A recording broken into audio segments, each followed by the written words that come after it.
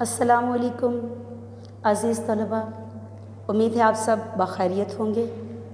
بس میں حرف و حکمت فار یو میں ایک بار پھر آپ سب کو خوش آمدید۔ انٹرمیڈیٹ سال اول میں ایک سوال ہے جس میں ردات نویسی اور مکالمہ نگاری میں چوائس ہوتی ہے، یا تو آپ مکالمہ لکھ سکتے ہیں یا ردات۔ مکالمے کے بارے میں ہم لوگوں نے کل تفصیلی لیکچر لیا۔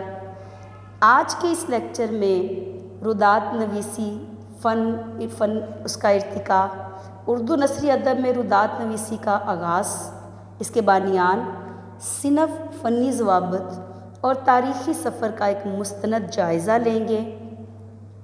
ردات نویسی بھی 10 نمبر کا سوال ہے۔ سب سے پہلے اس کا مفہوم دیکھتے ہیں۔ یہ 2 فارسی الفاظ کا مرکب ہے، رو یعنی بہنا، جاری ہونا، اور دات یعنی واقعہ، ماجرا۔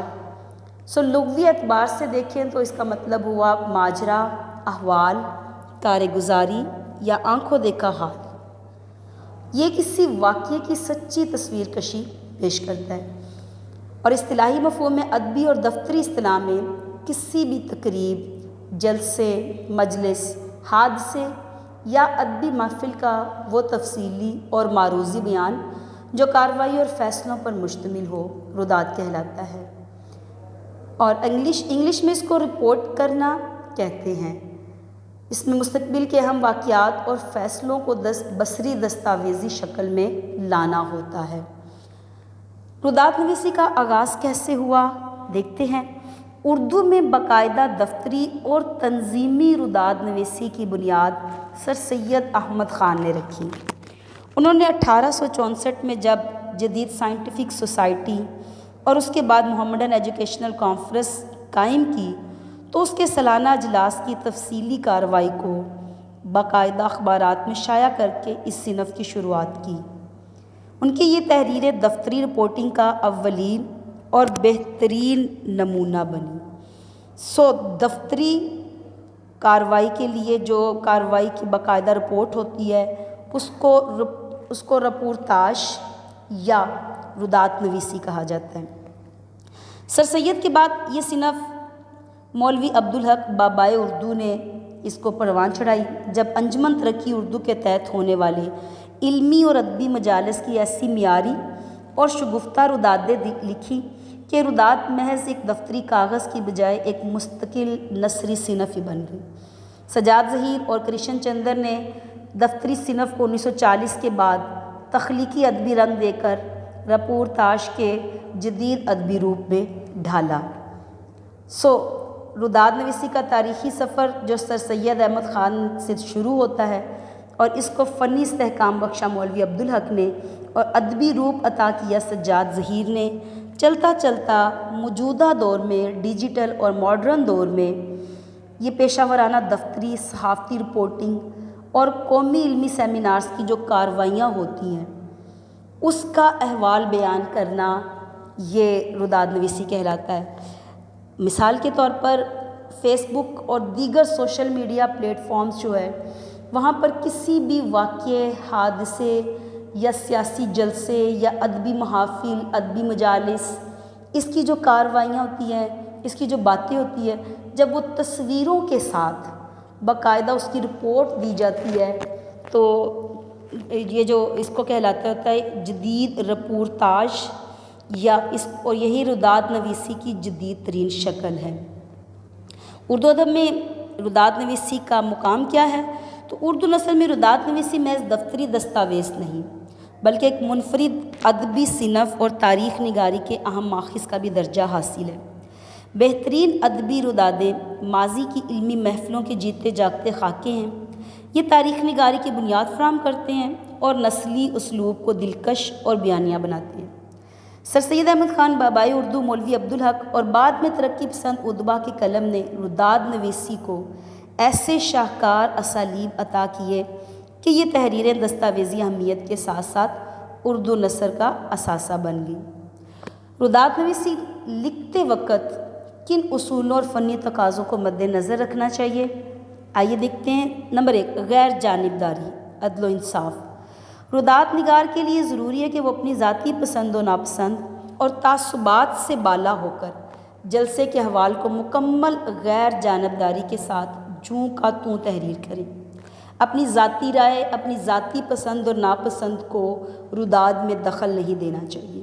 نمبر 2، سچائی اور صداقت۔ رداد میں مبالغہ آرائی، من گڑت باتوں اور بناوٹی موازنوں سے پاک ہونے چاہیے۔ جو واقعات جس طرح اور جس ترتیب سے وقوع پذیر ہوئے ہیں اسی طرح سے بیان کرنے چاہیے۔ اور نمبر 3، اعتدال اور ایجاز۔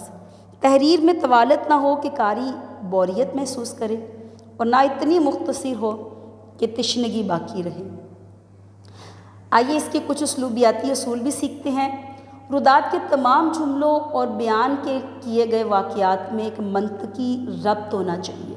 بعض اوقات رپورٹ لکھتے وقت یا رداد لکھتے وقت جملے ایسے بے ربط ہوتے ہیں کہ پڑھنے کے بعد اس میں کوئی مربوط یا اس میں کوئی محسوس نہیں ہوتی۔ نمبر 2، منظر کشی اور نفسیاتی تاثر بہت ضروری ہے۔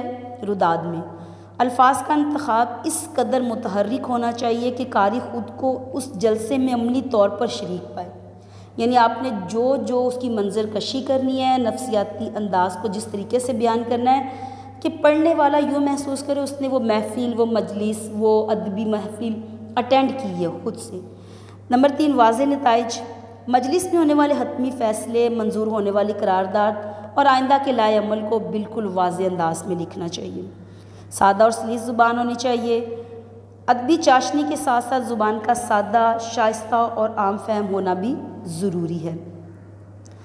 رداد کے لیے لازمی اجزاء کون کون سے ہیں، یعنی رداد لکھتے وقت کن باتوں کو مد نظر رکھنا چاہیے۔ یاد رکھیے، رداد لکھتے وقت رداد کا عنوان، اس دن کی تاریخ، وقت، مقام، جہاں پہ وہ محفل یا مجلس یا واقع جو بھی انعقاد کیا گیا مقام کا تعین کرنا چاہیے۔ اس کے بعد صدر محفل، مہمان خصوصی اور جو حاضرین کی تعداد ہے، حاضرین کے تاثرات ہے، اس کو مکمل طور پر بیان کرنا چاہیے۔ اور یوں کہہ رہے رداد نویس جو ہوتا ہے نا، وہ کیمرہ مین کی طرح ہوتا ہے۔ اس نے منظر کشی کے ساتھ ساتھ مہمانوں کو، ہر چیز کو اس نے اپنی نظر میں رکھنا ہوتا ہے۔ تو کون سی تاریخ ہے، جیسے اب مووی میکنگ ہوتی ہے شادی کی یا کسی فنکشن کی، تو اس میں تاریخ، وقت، مقام، ہر جگہ کو جو ہے نا وہ دکھا رہا ہوتا ہے۔ تو مہمانان گرامی کا بھی جو ہے وہ دکھا رہا ہوتا ہے۔ تو سیم اسی طریقے سے رداد میں بھی تاریخ، وقت، مقام، صدر محفل میں سب کا تعارف ہونا چاہیے۔ اس کے بعد وہاں جو حال ہے اس کی منظر کشی ہونی چاہیے، اگر بینرز لگے ہیں اس کے اوپر کیا لکھا ہوا ہے، یا دیگر جو وہاں پہ اسٹیج کے پیچھے جو فلیکس لگا اس کے اوپر کون سا شعر ہے، کس کی تصویر ہے، منظر کیا ہے، کتنے اسٹیج کے حاضرین ہیں، کتنے شرکاء ہیں، یہ سب کے بارے میں تفصیلی بتانا ہوتا ہے۔ اس کے بعد اسٹیج سیکریٹری نے تلاوت کے جو کس صورت سے کی گئی، ترجمہ پیش کیا گیا، نعت کے چند بول، مقررین کی تاریخ کا مختصر خلاصہ، ان کے اہم نکات اور مباحث کو آپ نے تفصیلی کارروائی میں بیان کرنا ہے۔ اس کے بعد تقریب میں منظور کی جانے والی قرارداد، یعنی اگر اس تقریب میں مزید فنڈنگ کے بارے میں کیا گیا ہے یا آئندہ اس طرح کے مزید مجالس کے اہتمام کے لیے کہا گیا ہے، اور حتمی وہ ساری باتیں آپ نے اس میں لکھنی ہیں۔ اور حتمی صدارتی خطبہ بھی ہوگا، یعنی جو مہمان خصوصی ہے آخر میں وہ اپنے خیالات کا اظہار کریں گے۔ اختتام میں میزبان کا کلمہ تشکر، دعا، رداد نویسی اور صدر مجلس کے باقاعدہ دستخط اور تاریخ وغیرہ کا تذکرہ کیا جائے گا۔ یعنی مثال کے طور پر اہم موضوعات میں جو یوم آزادی کے بارے میں تقریب کی رداد آ جاتی ہوتی ہے، کرکٹ میچ کی رداد آ جاتی ہے، یا اس طریقے سے یوم اقبال یا یوم قائد اعظم پر جو ہے وہ آ جاتی ہے، سیرت النبی کے جلسے کی رداد آ جاتی ہے۔ تو اگر آپ نے کوئی بھی ادبی محفل اس قسم کی اٹینڈ کی ہے، اس کے حال، اس کی انتظامیہ، اس کی منظر کشی، اس کی صدر، اس کے مہمانان خصوصی، اس کی جو کلام پڑھے گئے، جو لکھے گئے، اس سب کو تفصیلی بیان کر دینا دراصل یہ رداد نویسی کہلاتا ہے۔ تو رداد نویس ماضی کی اینک، حال کا آئینہ اور مستقبل کا لائے عمل ہوتا ہے۔ مزید آپ اپنی کتاب سے 2-3 مثالیں پڑھیں گے تو آپ کو سمجھ آ جائے گی۔ اس امید کے ساتھ کہ آپ کو آج کا لیکچر سمجھ آ گیا ہے۔ آپ سب کا شکریہ۔